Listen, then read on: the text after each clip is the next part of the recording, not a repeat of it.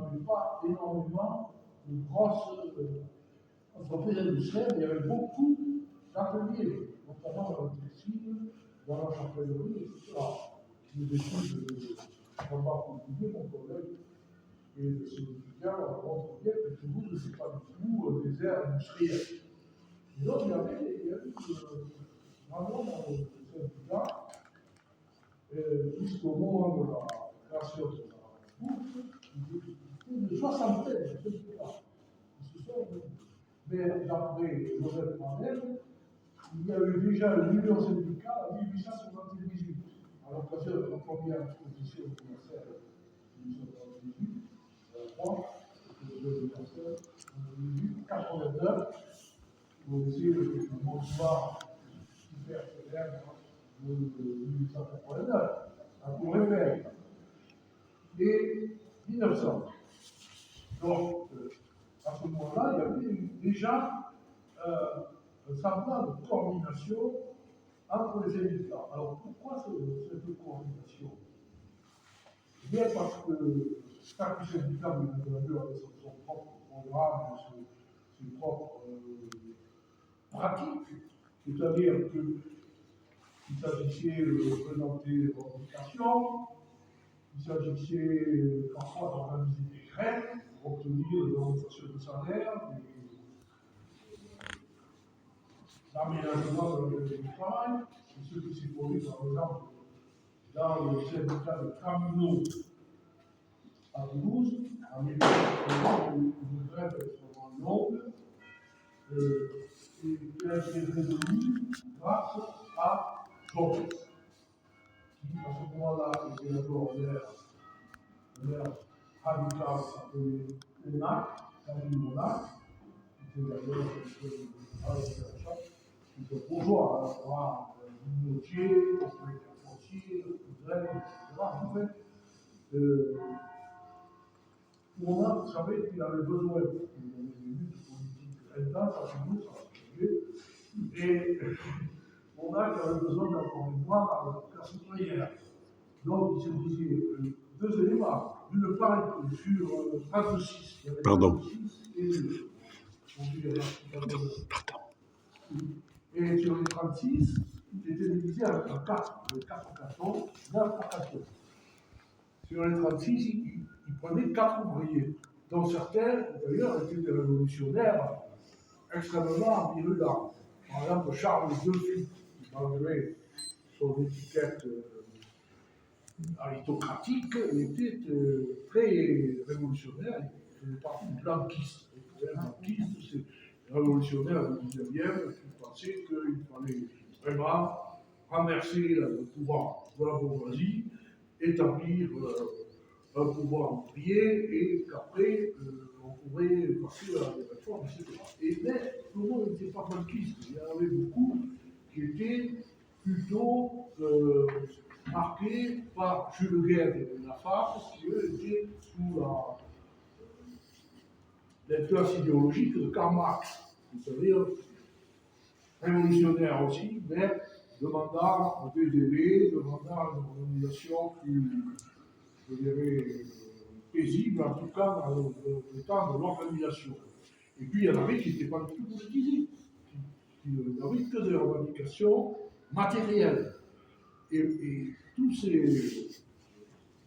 ces ouvriers militants ont eu l'idée de créer des points de rencontre et de se pourvoir d'outils. Alors, le premier objectif des ouvriers, c'était quoi? C'était d'avoir du boulot. C'était de se placer, on disait. C'est-à-dire de confronter les offres d'emploi avec les demandes d'emploi. Et nous sommes dans une période de crise lente, de croissance molle, quand elle y était, et souvent de crise lente. Et donc, le but, c'était de mettre en rapport direct les offreurs et les demandeurs. Alors que sinon, c'était on peut dire, des maquignons qui intervenaient, et qui servaient d'intermédiaires entre le patronat et les ouvriers, directement. Ça, c'était l'objectif numéro 1. Mais à côté de ça, il y avait d'autres objectifs, en particulier les objectifs éducatifs. Hein. C'est-à-dire que beaucoup d'ouvriers, il y en avait qui étaient complètement illettrés. On est encore au début de Jules Ferry, de l'école primaire rapide, laïque et obligatoire. Beaucoup étaient complètement illettrés, d'autres n'étaient pas illettrés, mais enfin, demandaient des renseignements, etc. C'est-à-dire que dans toutes les bourses qui étaient en gestation, on pensait à installer une bibliothèque. Caro vous montrera l'ancienne bibliothèque, telle que nous avons encore des ouvrages de cette époque-là qui sont proposés. Il y a un exemplaire de l'encyclopédie de Diderot, qui est du XVIIIe siècle, qui avait coûté cher, et qui présente beaucoup de planches, de documents techniques, choses aussi qu'on oublie parfois.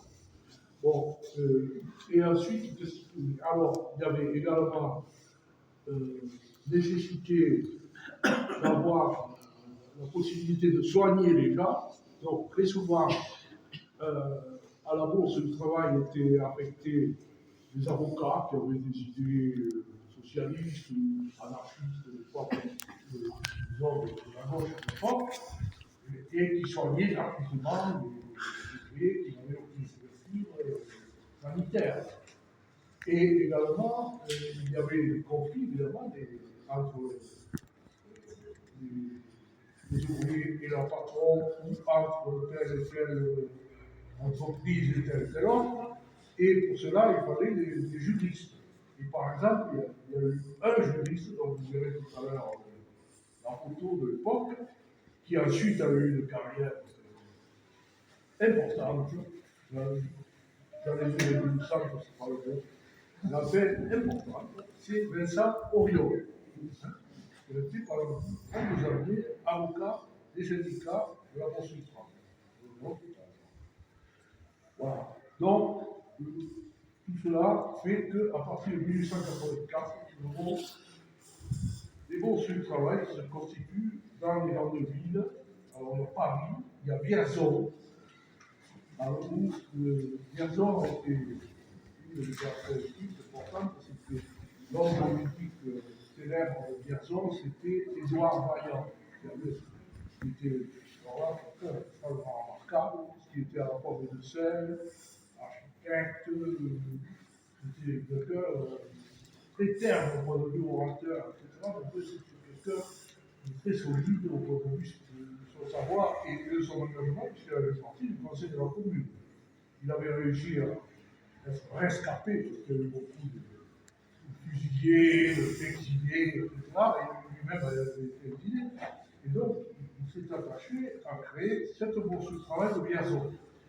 Mais après, il y a eu beaucoup de bourses du travail, un peu dans le même esprit de Rounac, si vous voulez. C'était de donner aux ouvriers un petit peu local à eux, où ils se sont retrouvés, et puis après, évidemment, ils ne se trompent pas de bulletin au moment de voter. À ce moment-là, il n'y a pas ni de loi, ni même d'enveloppe. Bon, alors, donc, la première bourse du travail de Toulouse n'est pas ici. Elle a été rue des Couteliers, au centre de Toulouse, pas très longtemps avant, 1889. C'était un local très petit, à l'étage, et qui ne donnait pas satisfaction. Et comme Charles de Witt, par exemple, qui était quelqu'un de vraiment très remuant, Charles de Witt réclamait à Renard en disant il faut absolument le bourse du travail correct, etc. Alors on a dit bon, on va organiser cette bourse du travail, ce vieux bâtiment qui appartient aux frères, etc. Et donc, on va créer la bourse du travail ici. Et donc, le 17 juillet 1992, inauguration de cette nouvelle bourse du travail, la deuxième. Là, c'est toujours au même endroit. Alors, certains disent ils se sont mis dans l'environnement de la basilique de Saint-Cernin, pour des raisons également révolutionnaire politique. C'est vrai que l'Église de l'époque n'était pas très favorable. Les premiers syndicats catholiques ont été créés beaucoup plus tard. La CFTC a été créée en 1913. Mais moi, je ne crois pas. Il y avait simplement la possibilité d'avoir un emplacement central, hein, avec la place Saint-Cernin, et puis la rue qui ne s'appelait pas à ce moment-là la rue Merly, qui s'appelait la rue des 13 Vents. Je crois d'ailleurs que c'était plutôt les 3 Vents, on avait mis les 13 Vents en occitan, 13 Benz. Et donc, il y a une grande fête qui a été organisée. Il y avait à peu près 6000 syndiqués, quand même, à l'époque, pour 150 000 habitants. Ça paraît peu, mais c'est quand même significatif. Et présents à ce moment-là, 3000. C'est beaucoup. Et ils étaient attachés dans la cour où nous allons aller, qui est devenue une salle, devenue la plus belle salle. Alors, on a eu c'est pourtant, évidemment, la remise solennellement des clés aux responsables de la bourse, puisque la CGT n'existait pas encore. La CGT est arrivée en 1895, au gré de Limoges. Et il a fait le discours, je vous en ai extrait tout à l'heure. Il a remis les clés, et puis il avait avec lui son premier adjoint et son deuxième adjoint. Le premier adjoint était un grand-père de Toulouse, complètement oublié, Honoré Serre. Il a été maire pendant 14 ans, et je me reproche d'ailleurs de ne pas avoir fait faire Honoré Serre, qui mérite largement. Et le deuxième adjoint, c'était Jean Jaurès. Donc Jean Jaurès, qui à ce moment-là avait 33 ans,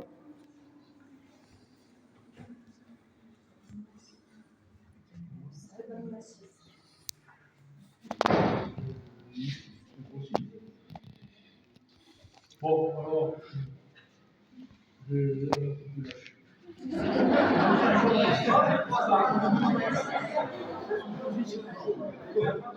alors, ici, pas c'est que Jaurès est venu à l'ami parce qu'il était intervenu dans le rêve de Framino. À ce moment-là, les travaux étaient tirés par les secours. Et pour vous dire la violence de grève, il y a eu des chevaux étripés pendant cette lutte qui a duré plusieurs semaines, plusieurs mois. Parce que le patron s'appelait Ponce, on l'appelait l'empereur, il était assez réticent. Alors, les horaires de travail des ouvriers, il faut pas ici à croire, c'était comme ça, c'était 92 heures par semaine. Il réclamait que ça baisse à 67. Ça a été acquis. Moyennant que la commune accepte de verser une indemnité temps à Ponce. Bon. Et les ouvriers étaient très reconnaissants à Joël. C'est ça qu'on a vu bien avec vous au Royal. Alors, on va rentrer. Mais